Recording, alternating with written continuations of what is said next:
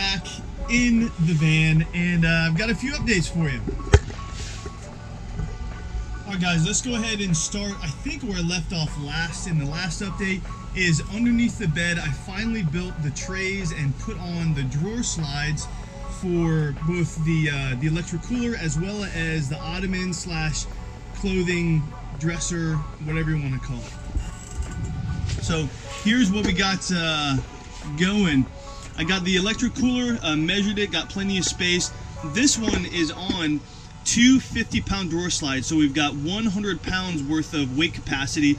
Definitely not going to have like 80 pounds worth of food in this thing, but comes out pretty smooth, doubles as a tabletop.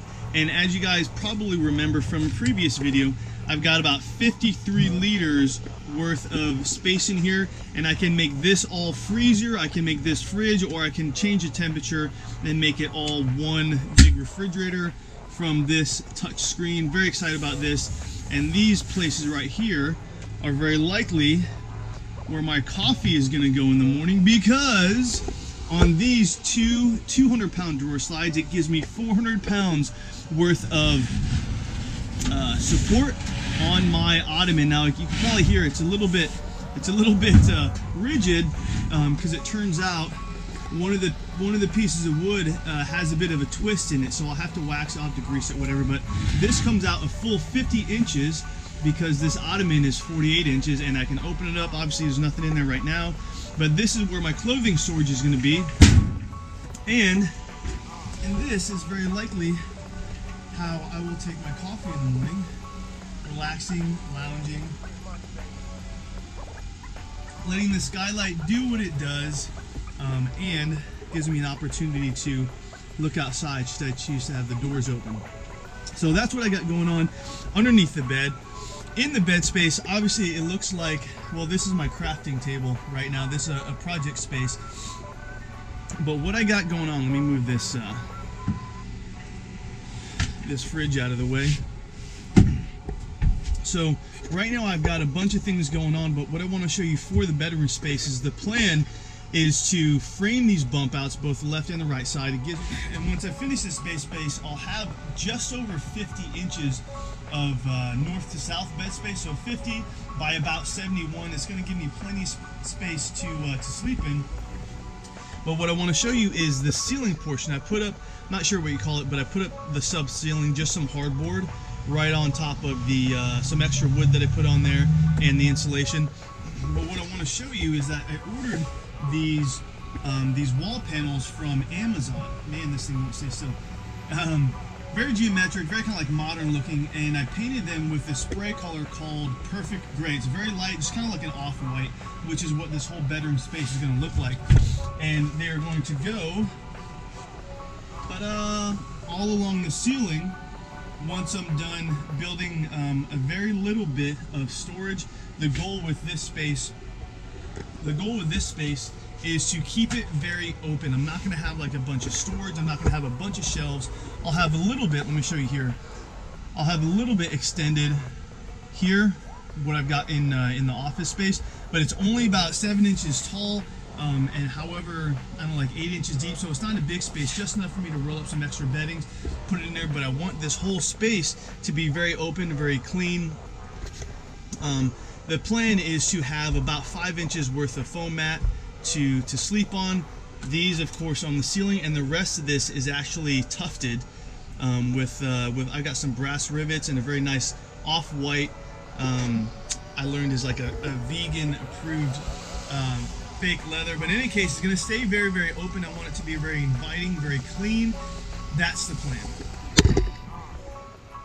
All right, let's move on to the office space. Now, the office space was one of probably my very first non-negotiable. I needed to make sure that I've got a space where I feel comfortable. I'm not feeling super cramped in this small space, but it feels like a good office. Like I've got a good desk, I've got a good chair, I've got a place where I can continue to work and scale my business that speaks to my style. So what I did is I went ahead and built this out, and you guys can see I've got some overhead shelving that I'm not going to actually have any doors in these. What I'll end up doing is I'll run some, and these are relatively short anyways, but I'll run some paracord across here likely. And I built this so I've got about an inch or an inch and a half so from the floor to what you see. So anything that's in there that's shallow or whatever, if I'm driving going crazy, it's gonna catch.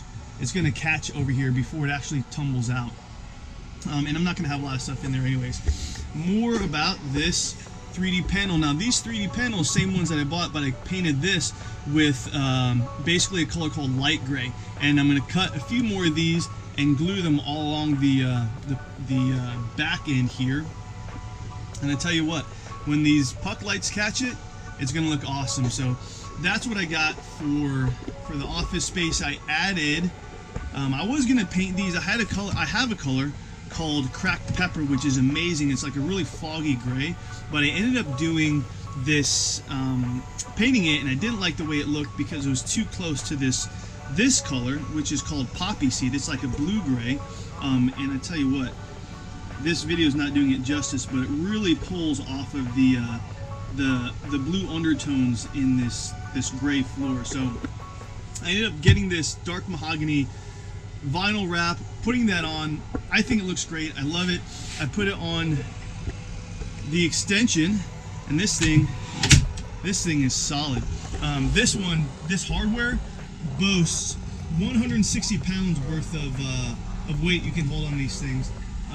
I don't trust my construction enough to, is that going to stay still? I don't trust my construction enough to hold 160 pounds, but in any case, it's a good spot where I can do, if I want to do like some cooking out next to the door, or just pivot, and instead of looking inside here, I can open the doors and look out, whatever. It's going to work great for my workspace. And I took the same vinyl, and I wrapped the opening of these cubby holes that I made. Same thing, I'm probably going to end up putting some paracord or something subtle, a line design across here to keep stuff in. But I added a nice heather gray felt. You guys see that? I added a nice heather gray felt to the inside of these things, so it gives it a slightly softer look. And I'm going to put some motion sensor puck lights inside there, so that way when it's dark, you reach in, you try to find something, it'll be illuminated. For this one, as well as the other cubbies on the side of this unit. So speaking of light, let me show you this. We got a lot of wires, a lot going on here. So basically, I'm using this temporary power station, but these are motion sensors, and I've got a couple of strips, one LED strip that runs along here, and then another LED strip that runs along the length of this underbed space. So that way, when it's dark, say I got to use the bathroom, which happens to me minimum once or twice a night, I get up and it's pitch black in here, I'll have that light on the floor, so at least I kind of see where I'm at. It'll be nice, it'll give a soft glow. Something I'm looking forward to. So that's, I think that's about it, guys. That's about it for the updates. Hopefully you guys are enjoying the updates with zero woodworking experience, and kind of like finding solutions as I go. It's been good. I'm happy with the product so far. Tell you what, it was really cool when I first had some lights on in here, because that means when it's dark, I can continue to work in here. So that's it, guys. That's all I got for you for this update. I'll get you in the next one.